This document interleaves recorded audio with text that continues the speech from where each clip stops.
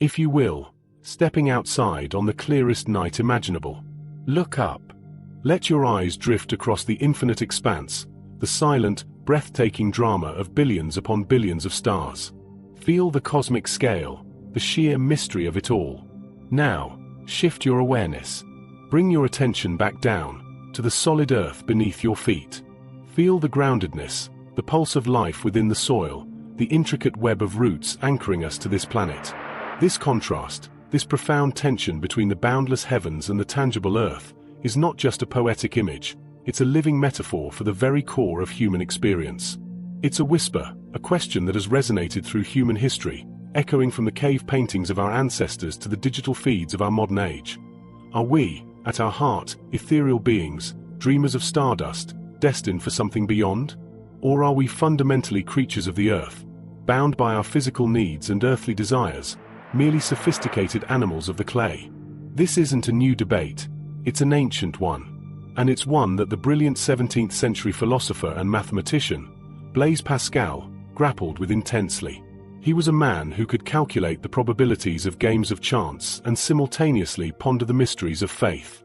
Pascal, in his relentless pursuit of truth, dissected this fundamental duality within us, and in doing so, he illuminated the very essence of the human condition with a clarity that still shocks and resonates today. We inhabit a world saturated with noise, a culture obsessed with external metrics of success, fleeting social media trends, and meticulously curated, often manufactured realities. We are told who to be, what to want, and how to measure our worth. But beneath this surface clamor, beneath the layers of societal expectations and digital distractions, there's a deeper, quieter current flowing. It's a yearning for something authentic, a hunger for meaning that mass consumerism can't satisfy, a profound struggle to define our own place in the vast and often bewildering cosmos. Pascal's insights are not dusty relics from a bygone era. They're not confined to academic textbooks. No, they are a living, breathing mirror reflecting our own most intimate internal conflicts. They are a timeless diagnosis of the human condition. He saw the seeds of our modern anxieties centuries ago. And today, we're not merely dissecting a philosophical argument. We're embarking on an introspective journey. We're going to dive deep into the raw, unfiltered truth of Pascal's central dichotomy, this tension between our greatness and our misery, our potential and our limitations. And we'll unflinchingly examine how it speaks directly to the anxieties, aspirations, and those nagging existential questions that, in quiet moments, trouble almost every one of us. So, I ask you now, honestly, in the quiet moments, when the external noise finally fades, when the notifications are silenced, and you're left alone with your thoughts, what whispers do you hear? Do you feel a subtle, persistent pull towards something greater, something beyond the everyday? Or do you primarily experience a sense of being firmly tethered to the mundane, to the immediate demands of survival and social acceptance? The two paths, ascent towards light, descent into shadow. Pascal, deeply influenced by the Stoic wisdom of Epictetus, that ancient philosophy focused on virtue and self-control, envisioned humanity standing at a critical crossroads. He described two primary paths that branch out before us, shaping the trajectory of our lives and the very essence of our being. The first path he termed the path of ascent. This is a journey, not necessarily towards a literal heaven, but towards divine resemblance. Now, don't misunderstand. Pascal wasn't necessarily pushing rigid religious dogma. For him, this divine resemblance was less about adherence to specific doctrines and more about the active cultivation of virtue, the pursuit of wisdom, and forging a profound, meaningful connection to something larger, grander, and more enduring than the fleeting ego, something beyond the confines of the isolated self. Think for a moment about those individuals throughout history who seem to embody this path of ascent. Consider the artists who relentlessly pour their very souls into their creations, driven by an inner fire that transcends mere recognition or profit. Think of the scientists who dedicate their entire lives, often enduring countless setbacks, to unraveling the intricate mysteries of the universe, driven by pure curiosity and a thirst for understanding. Consider the humanitarians, the unsung heroes who willingly sacrifice their own comfort, their own resources, even their own safety, for the well-being of others, fueled by compassion and a deep sense of responsibility to humanity. These are the embodiments of the ascent. This is the striving for excellence, the persistent pursuit of meaning, This is the transcendence of the ordinary, the reaching for our higher potential. But Pascal, with his unflinching realism, also starkly presented the contrasting path of descent. This is the path of surrender, a yielding to our more primal, animalistic nature. He acutely observed the pervasive human tendency to become overwhelmingly consumed by base desires, greed, lust, envy, the relentless pursuit of fleeting sensory pleasures and superficial social validation. He saw with painful clarity the self-destructive patterns, the addictive behaviors, the empty pursuits that inevitably lead to a profound sense of despair and meaninglessness, a hollowness at the core of existence. Just look around at the modern world. Consider the relentless, almost deafening, rise of unchecked consumerism, the societal pressure to constantly acquire more and more material possessions, to define our worth by what we own. Think about the pervasive addiction to social media platforms, the insatiable craving for likes and followers, the validation derived from fleeting online interactions. These, Pascal would argue, are stark manifestations of the descent. They are evidence of the erosion of our higher selves, the gradual embrace of a shallow, ultimately unsatisfying existence. It's a slide into the shadow, away from the light of our potential. Pascal poignantly wrote, and I urge you to truly consider the weight of these words: the greatness of the human soul consists in knowing its own misery. A tree does not know itself to be miserable. It is, therefore, miserable to know that one is miserable, but it is also great. Let that sink in for a moment. This profound and somewhat paradoxical statement holds a key.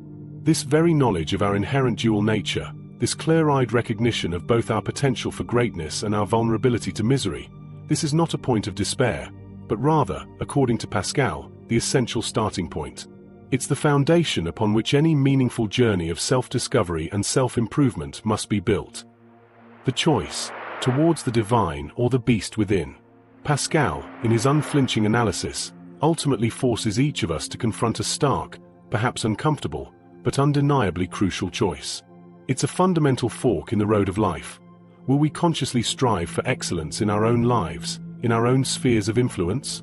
Will we actively cultivate virtue, not in a preachy sense, but in the sense of developing genuine character, integrity, and inner strength? Will we intentionally seek to connect with something larger than ourselves, whether that's through meaningful relationships, creative endeavors, spiritual practices, or acts of service to humanity? Or will we, by default or by conscious decision, succumb to our baser instincts? Will we primarily chase after fleeting sensory pleasures, material possessions, superficial forms of validation? Will we ultimately choose to live a life largely defined by self-indulgence, immediate gratification, and a neglect of our deeper potential and responsibilities? Think about the countless individuals throughout history, and indeed in our own present day, who dedicate their lives to social justice, fighting for equality and fairness for all. Consider those who commit themselves to environmental conservation, working tirelessly to protect the delicate ecosystems of our planet for future generations.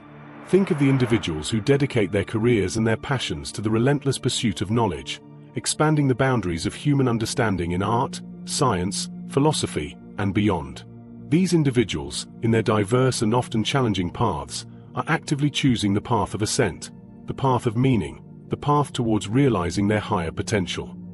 And then, in stark contrast, think about the individuals, unfortunately also prevalent in our world, who choose to exploit others for personal gain, who actively contribute to the destruction of our shared environment, who consistently prioritize short-term personal profit over the long-term common good, who seem driven primarily by ego, greed, and a relentless pursuit of power.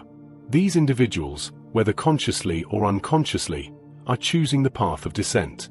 They are actively contributing to the erosion of our collective humanity, perpetuating cycles of suffering and meaninglessness. So, I must ask you directly, and I encourage you to ask yourself with unflinching honesty, what choices are you making each and every day in your own life? Are you consciously aligning your actions, your habits, your daily decisions with your deepest values? Are you actively contributing to something that you genuinely believe to be meaningful, something that extends beyond your own immediate self-interest? Are you intentionally cultivating your inner life, through reflection, through learning, through practices that foster self-awareness and inner peace? The ongoing journey, embracing the duality. Pascal's ultimate message, the enduring wisdom he offers across the centuries, is not about arriving at a definitive, easy answer to these profound questions of human existence. It's not about finding a simplistic solution or a magic formula for happiness. Instead, it's about embracing, with courage and honesty, the ongoing, often messy, but ultimately deeply rewarding journey of self-discovery. It's about consciously acknowledging, not shying away from, the inherent tension, the fundamental duality that defines our human condition, the constant interplay between our higher aspirations, our yearning for transcendence, and our more primal, often self-destructive baser instincts. It's about actively striving, day by day, choice by choice, to bridge that internal gap, to integrate these seemingly opposing forces within ourselves into a more whole, more authentic, and more purposeful existence. Whether you choose to engage in practices like meditation, mindfulness, regular introspection, or acts of selfless service to others, the key is intentional cultivation. By consciously nurturing our inner lives, by actively engaging with the world around us in a meaningful way, we can cultivate a deeper, more authentic connection to ourselves, to our communities, and to something larger than ourselves. We can, even amidst the inevitable uncertainties of life, even in the face of adversity and suffering, discover and create a sense of genuine meaning, purpose, and lasting fulfillment. Remember, the journey to truly finding yourself, to realizing your potential, to living a life that resonates with your deepest values, is emphatically not a destination to be reached and then passively enjoyed. It is, rather, a dynamic and ongoing process. It is about perpetually questioning, constantly learning, continuously evolving. It is about embracing the inherent and beautiful duality of our human existence, the stardust and the clay, the ascent and the descent, and striving, with courage and compassion, to live a life of purpose, a life of meaning, and a life that truly matters.